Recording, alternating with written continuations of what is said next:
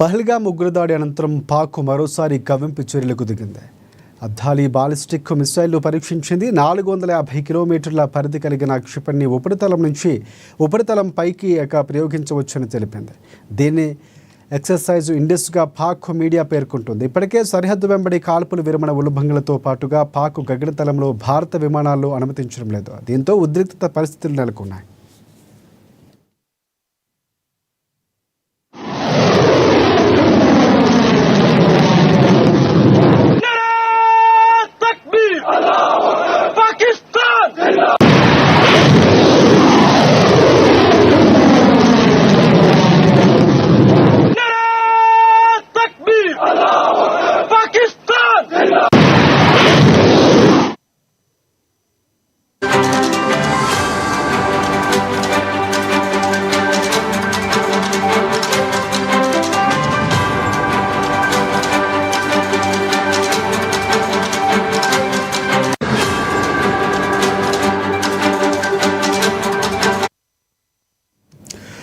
Breaking news చూస్తున్నాం. పహల్గామ్ ఉగ్రదాడి తర్వాత పాకిస్తాన్ను అన్ని వైపుల నుంచి భారత్ దిగ్బంధిస్తోంది.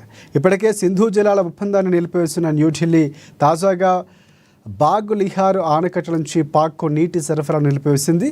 దాయాదిని ఎండగట్టే చర్చల్లో ఇది కూడా భాగంగా నిలుస్తోంది.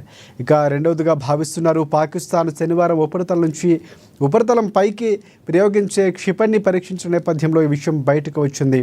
నీటి ప్రవాహాన్ని ఆపేందుకు ఈ డ్యామ్ స్లూయిస్ స్పిల్వేపై ఉన్న గేట్లను కిందకు దించేశారు. దీంతో పాక్లోని పంజాబ్ ప్రావిన్స్కు ఇక్కడి నుంచి నీటి సరఫరా నిలిచిపోయింది. దీంతో అవసరమైతే భారత్ కఠిన చర్యలు తీసుకోగలదని కూడా పాక్కు తెలియజేసినట్లయింది.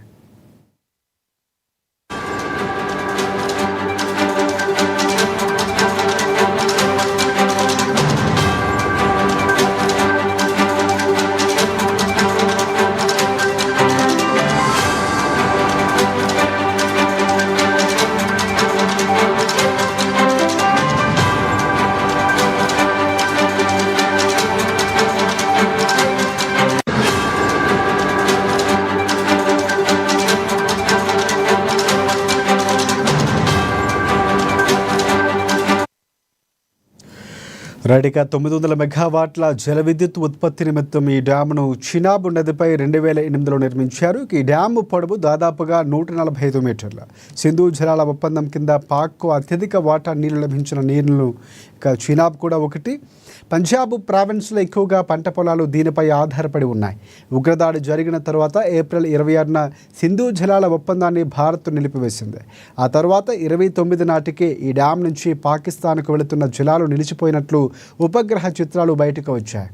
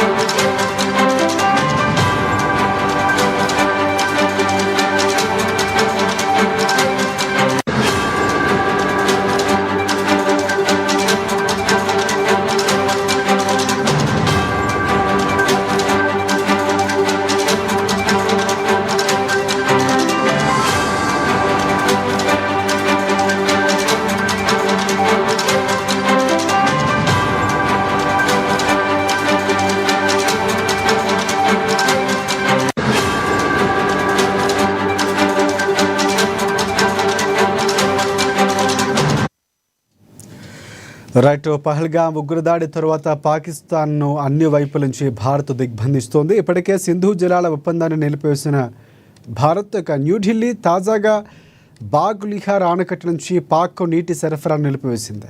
దయాదిని ఎండగట్టే చర్యల్లో ఇది రెండవదిగా భావిస్తున్నారు.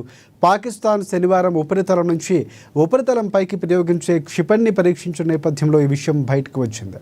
నీటి ప్రవాహాన్ని ఆపేందుకు ఈ డ్యామ్ స్లూయిస్ స్పిల్వేపై ఉన్న గేట్లను కిందకు దించేశారు. దీంతో పాక్లోని పంజాబ్ ప్రావిన్స్కు ఇక్కడి నుంచి నీటి సరఫరా నిలిచిపోయింది. దీంతో అవసరమైతే భారత్ కఠిన చర్యలు తీసుకోగలదని పాక్కు తెలియజేసినట్లయింది. ఇక ఈ నేపథ్యంలోనే 900 మెగావాట్ల విద్యుత్తు జల ఉత్పత్తి నిమిత్తం ఈ డ్యాంను చీనాబ్ నదిపై 2008వ సంవత్సరంలో నిర్మించారు. ఈ డ్యాం పొడవు దాదాపుగా 145 మీటర్లు.